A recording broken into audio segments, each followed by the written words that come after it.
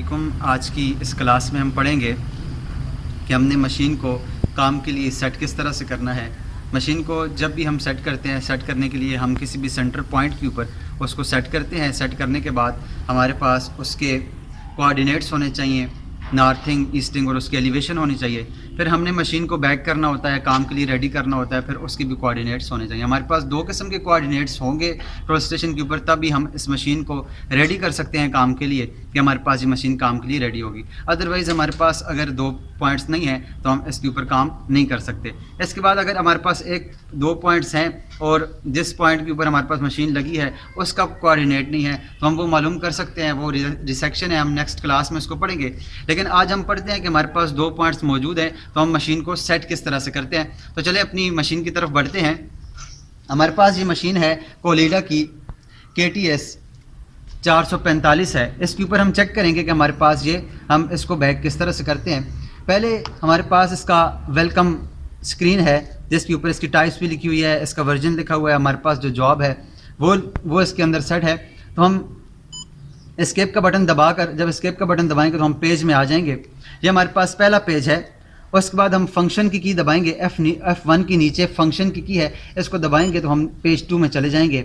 उसमें से फिर हमारे पास दोबारा से हम फंक्शन की को दबाएंगे तो हमारे पास ये पेज 3 में चले जाएंगे। पेज 3 में जाने के बाद हमारे पास F3 के ऊपर मेन्यू है। मेन्यू पे क्लिक करेंगे तो हमारे पास एक मेन्यू खुलाएगा जिसमें सबसे पहले हमारे पास कोऑर्डिनेट है। कोऑर्डिनेट के अंदर हम जाएंगे। यहाँ से इसके लिए जाने के लिए एंटर का की दबाएंगे। एंटर का की दबाने के बाद हमारे पास कोऑर्डिनेट के अंदर 3 किस्म की ऑप्शंस हैं। पहले है ऑब्जर्वेशन, दूसरा है स्टेशन डेटा और तीसरा है हमारे पास बैक साइड डेटा।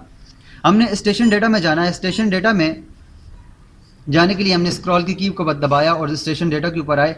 ये स्टेशन डेटा वो डेटा होता है जहाँ पर हमने मशीन को सेट किया हुआ है। जिस पॉइंट के हमारे पास मशीन सेट है उस पॉइंट का डेटा हमारे पास होना चाहिए। मैं स्टेशन डेटा के अंदर जाने के लिए एंटर का की दबाता हूँ।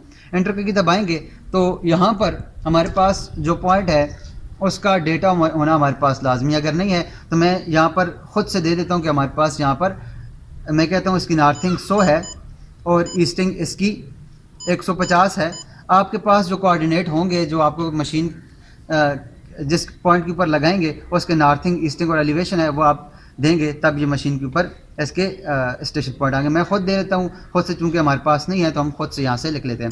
उसके बाद इसकी जो Z है वो हमारे पास, इसका Z 500 हम दे देते हैं, हम 400 दे देते हैं, कुछ भी हम दे दें क्योंकि हमारे पास एलिवेशन मौजूद नहीं है तो Z इसका एलिवेशन होता है जो हम देते हैं। उसके बाद हमारे पास टारगेट की हाइट है।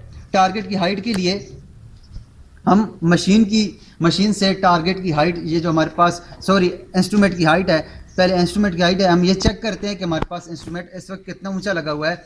तो उसके लिए हमारे पास फीते की मदद से हम इसकी पैमाइश करते हैं। पैमाइश करने के लिए हमारे पास मशीन के जिस जगह पर हमने मशीन लगाई हुई है उस पॉइंट से, वहाँ से इस मशीन को रखते हैं और इधर आ जाएं। इस पॉइंट के ऊपर रख के हम, मेरे पास इधर आ जाए, यहाँ से हम इसकी पैमाइश देखते हैं कि हमारे पास इसके ऊपर एक लाइन लगी हुई है। इस लाइन की मदद से हम पैमाइश चेक करते हैं हमारे पास कितना। ये हमारे पास 140 है और ये तकरीबन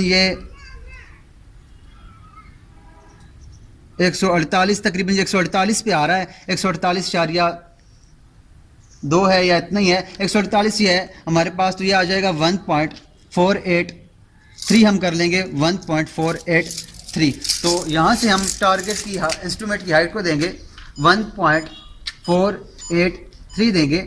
उसके बाद हमारे पास टारगेट की हाइट है, जो हम प्रिज्म यूज़ कर रहे हैं उस प्रिज्म की हाइट है हमारे पास उस प्रिज्म की हाइट है कि इसकी प्रिज्म की हाइट, जैसे हमने जो प्रिज्म यूज़ कर रहे हैं इसका है 1.60। हमारे पास ये 1.60 है। इस यहाँ पर हम टारगेट की हाइट देंगे। ये हम कम भी कर सकते हैं, ज़्यादा भी कर सकते हैं। यहाँ से इसके स्क्रू, ये जो हमारे पास इसका ये स्क्रू है, इसको खोल कर हम इसको बड़ा भी कर सकते हैं और छोटा भी कर सकते हैं। तो यहाँ से हमारे पास जो टारगेट की हाइट है वो हम 1.60 देंगे।